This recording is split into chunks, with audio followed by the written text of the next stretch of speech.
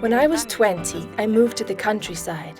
Here, I opened my restaurant and my gelato parlor, where I found out I owned an enchanted place, a mysterious Etruscan hypogeum.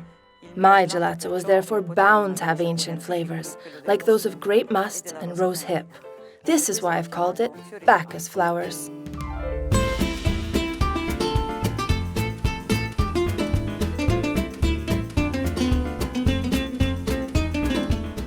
My gelato is always based on natural ingredients, whether it's fruit, flowers, or spices. When I was very little, my parents took me to buy my first gelato in the most beautiful gelato parlor in town. They made me a cone that was full of colorful flavors, but it maybe was a little too big.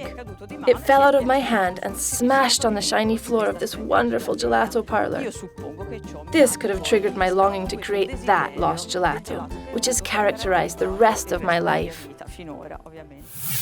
Now, I'd like to introduce you to my biggest helper, the most patient, the most experienced, my husband. Yeah, Maurizio, the patient husband.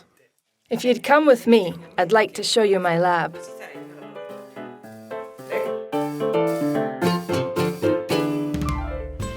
The main ingredient of my gelato is Etruscan chocolate, an ancient recipe rooted in the tradition from Modena.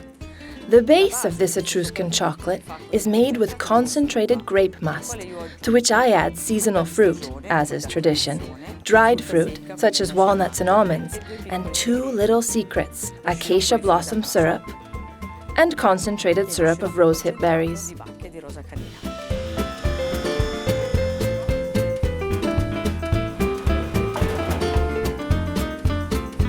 I created this gelato for my daughter's birthday, and I dedicate it to you, my love.